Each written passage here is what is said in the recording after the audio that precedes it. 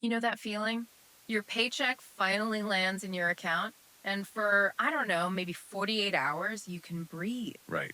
There's that brief moment of relief. But then the payments hit, and the money just, it vanishes. It feels like someone reaches in and takes it before you've even had a chance to live.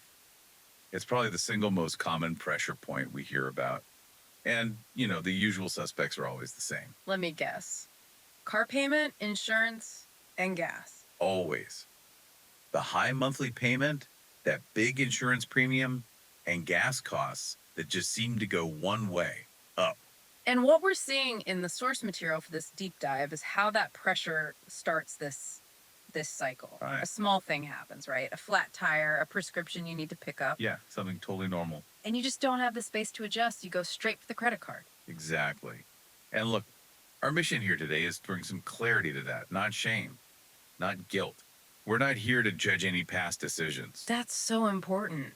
We're here to show you how that car, that thing you bought for freedom, can silently become the actual engine of your debt cycle. Yeah. It forces you onto those high APR cards every time life happens. I really appreciate that approach because the psychological weight of being in that trap is just crushing.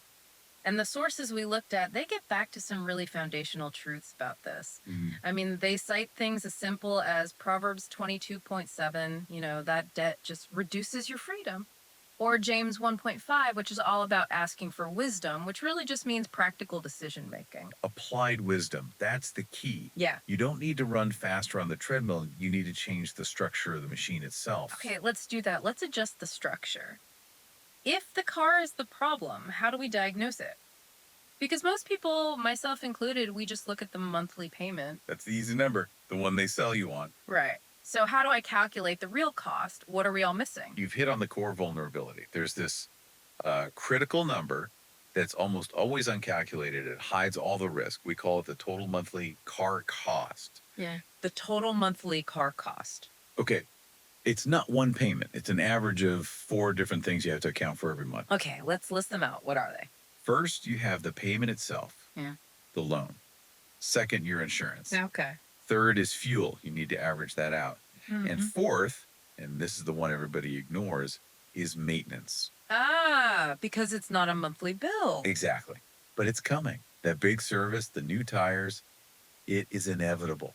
Yeah. So you have to budget for it every single month, even if you're just putting that money aside. Payment, insurance, fuel, maintenance. Okay, already that sounds like a much bigger number than what's in my budget app. It almost always is. And once you have that total, you unlock this central phrase that can shift your whole perspective. Okay. The car doesn't just cost what you pay, it costs what it impedes. Costs what it impedes. Wow. That's a powerful way to put it. That sticks. Yeah. So what is it impeding? What is it blocking me from doing? It blocks your financial breathing room, that critical margin, that safety space. It impedes your ability to build an emergency fund, which is your personal shock absorber. And investing, obviously. Of course. But the most brutal thing it impedes, it stops you from being able to exit high APR credit card cycles. You have no cash, no liquidity to go after that debt. I see it now. The car eats up so much fixed cash that there's nothing left over to chip away at the card balance. You're just spinning your wheels. And that gets to this idea of the car as a trophy versus the car as a tool. The trophy car is the one you buy because the monthly payment by itself looks payable. It looks manageable and it looks good in the driveway. Precisely. The sales pitch is all about that one number, but the rest is hidden.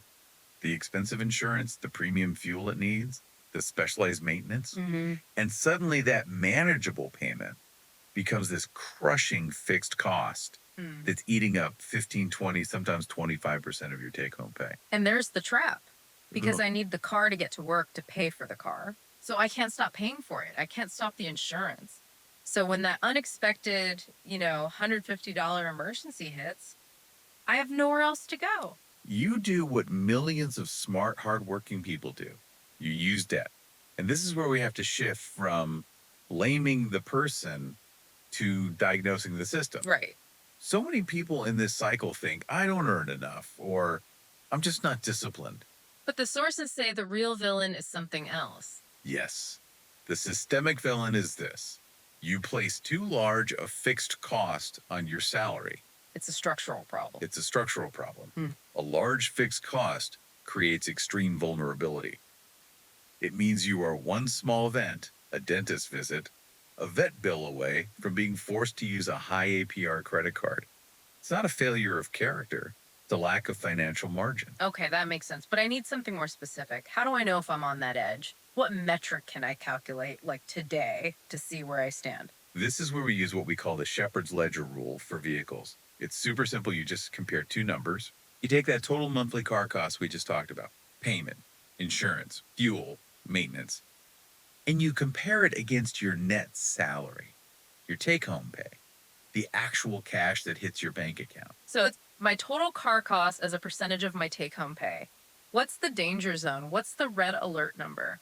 The benchmark is 1/10, 10%. 10%. If your total car cost is around 10% of your net salary, you generally still have breathing room. You have margin to handle things.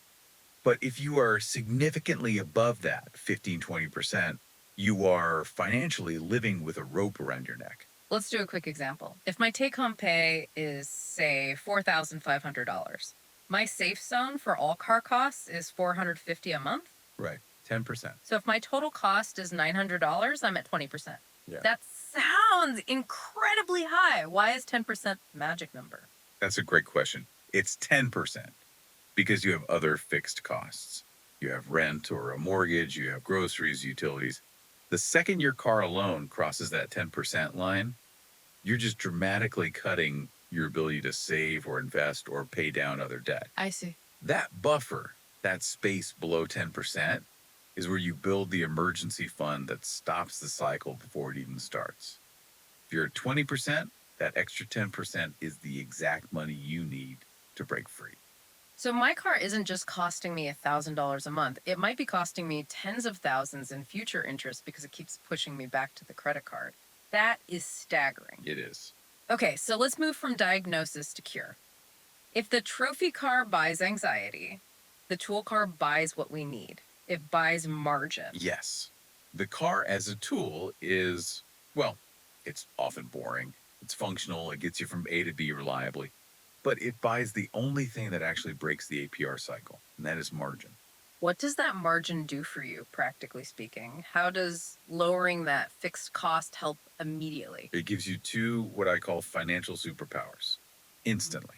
Okay. First, you get the ability to build a small shock absorber, a mini emergency fund. Mm-hmm. Its only job is to handle those little $100, $200 surprises that used to go on the card. So you stop the bleeding first. You stop the bleeding. That is the most critical first victory. And the second superpower is that the money you free up becomes ammunition. Ammunition, I like that. It's ammo to aggressively attack your existing high interest debt. You're no longer just defending, you're on offense. That's a huge mental shift. And then let's just ground this for a second. If you're listening and you just feel tired, remember this: you are not failing because you are tired. You are tired because you are carrying a fixed weight that is too big. Wisdom is not just enduring that weight. Wisdom is changing the structure of the weight. I love that. You don't need to run faster. You need a lighter load that feels empowering. Okay, let's get tactical. Selling the car tomorrow isn't an option for everyone. We need micro victories. So lay out this 4-week plan. Right. 4 simple steps. Week 1, the x-ray and immediate action. What? Your action is to sum everything. Get the real numbers for your total monthly car cost. No guessing. Use your bank statements. Then, here's the micro victory you can get today. Get 3 new insurance quotes. Just quotes. Just quotes. So many people are overpaying. Finding instant savings here is the fastest way to gain margin. Even saving $30 a month is $360 a year you just recovered. Okay, I can do that. Shopping insurance feels totally manageable. It's one clear, high-impact action. Perfect. That brings us to week 2. Unlock cash flow. This is where you look at the numbers you gathered and you make a structural decision. You either reduce your car cost or you accept that you're going to keep feeding the APR wheel. This feels like the hardest week emotionally. What if selling or trading down just feels like too much right now? It's a valid concern. The trophy is tied to our identity sometimes. So if selling isn't on the table, the sources give two other options. First, can you adjust your insurance coverage? Maybe raise the deductible a bit now that you're building your shock absorber. Mm-hmm. Second, can you just reduce your mileage? Carpool twice a week. Every gallon you save chips away at that percentage.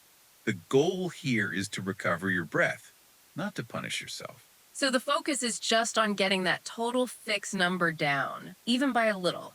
$50, $100, it immediately lowers the pressure. Absolutely. Which leads us to the shield phase. Yeah. Week 3, create the shock absorber. This is where we stop using the credit card as our default insurance policy. Exactly. The flat tire fund. Yeah. You start it small and you make it automatic. $25, $50, automatically transferred to a separate savings account every payday. Call it shock absorber. Great. Give it a name. Give it a job. The existence of that tiny cushion, even just $150, interrupts the cycle. Cash handles the bump, not high interest debt. It breaks the habit of panic swiping. I like that. Okay, so now we have a little space. What's week 4? Week 4 is direct the difference. You've lowered your costs, you have the mini fund. Now you use the cash you freed up as ammunition. Step 1, confirm you're not creating new debt. Step 2, aggressively attack your existing debt. Highest interest rate first. Every extra dollar you found goes right there. And step 3. Step 3 is you call and negotiate your existing credit card interest rates. Now you're not just surviving, you are structurally exiting the cycle. That's a clear path. From just understanding the problem to actually changing the structure. And it all starts with seeing the car for what it really is. Let me just leave you with this one last thought, a question, really. If you suddenly had an extra $400 a month, what would change for you? Wow. Would you finally pay more than the minimum on that card? Would you sleep better? That financial breathing room, that is what the high fixed cost of your car may be impeding in your life right now. The car costs what it impedes. That's the takeaway. We don't need more speed. We need wisdom and a real plan to lighten the load. And we are going to keep building that plan. Next time we talk, we're going straight to application. I'm going to give you the full word-for-word script for calling your bank to reduce your APR, request fee waivers, and get on a plan that gives you real room to breathe. Oh, I need that script. I am one of those people who just freezes up on the phone when I have to negotiate. I will be ready for that. Thank you for giving us the clarity and the path today.